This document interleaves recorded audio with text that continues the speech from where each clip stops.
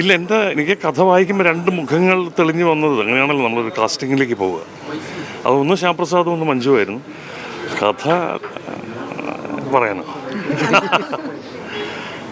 ഇത് VR സുധീഷ് എഴുതിയൊരു കഥയുടെ അതിനെ ബേസ് ചെയ്തിട്ടുള്ള ഷോർട്ട് ഫിലിം. ഞാനിതിങ്ങനെ ആലോചന നടന്നുകൊണ്ടിരിക്കെ തന്നെ മമ്മൂക്കയായിട്ടുള്ള യാദൃശ്യമായൊരു സംഭാഷണത്തിൽ എന്താണ് അതിൻ്റെ ഒരു ബേസിക് ഐഡിയ എന്നുള്ളത് പറഞ്ഞപ്പോൾ മമ്മൂട്ടി കമ്പനി നിർമ്മിക്കാം എന്ന് പറഞ്ഞു. അങ്ങനെ അദ്ദേഹമാണ് അതിൻ്റെ പ്രൊഡ്യൂസർ.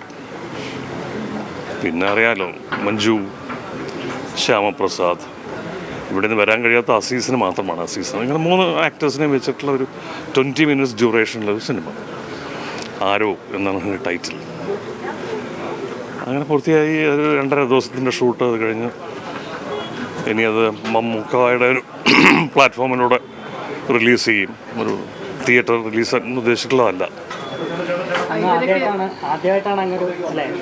അല്ല, ഇത് ആക്ച്വലി എൻ്റെ സെക്കൻഡ് ഫിലിമാണ്. ഇങ്ങനൊരു ഷോർട്ട് ഫിലിമിലേക്ക് പ്രധാനപ്പെട്ട ആർട്ടിസ്റ്റുകളൊക്കെ മഞ്ജു ആണെങ്കിലും ആദ്യമായിട്ടാണ് ഷോർട്ട് ഫിലിമിൽ അഭിനയിക്കുന്നത്. അവരൊക്കെ എങ്ങനെയാണ് ഇതിലേക്ക് കാസ്റ്റ് ചെയ്തത്? ഇല്ല, എനിക്ക് കഥ വായിക്കുമ്പോൾ രണ്ട് മുഖങ്ങൾ തെളിഞ്ഞു വന്നത് അങ്ങനെയാണല്ലോ നമ്മളൊരു കാസ്റ്റിങ്ങിലേക്ക് പോവുക. അതൊന്ന് ശ്യാംപ്രസാദും ഒന്ന് മഞ്ജുവായിരുന്നു. രണ്ടുപേരോടും ചോദിച്ചു, ഇതാണ്. രണ്ടുപേരും സമ്മതം മൂളി, അങ്ങനെ സാധ്യമായി. റിലീസ് ഡേറ്റ് അത് മമ്മൂട്ടി കമ്പനിയുടെ അവരൊന്ന് ഡിസ്കസ് ചെയ്തിട്ട് അവർ ഉടനെ തന്നെ ചെയ്യുന്നത്. മമ്മൂട്ടിപ്പം കണ്ടിട്ട് എന്ത് പറഞ്ഞു? അല്ല, പുള്ളി ഇതിനു മുമ്പ് കണ്ടതാണ്. ഇന്ന് ഒന്ന് ഇവിടെ വന്നേ ഉള്ളൂ. ഇത് യൂട്യൂബിലാണോ എങ്ങനെയാണ്? യൂട്യൂബിലായിരിക്കും.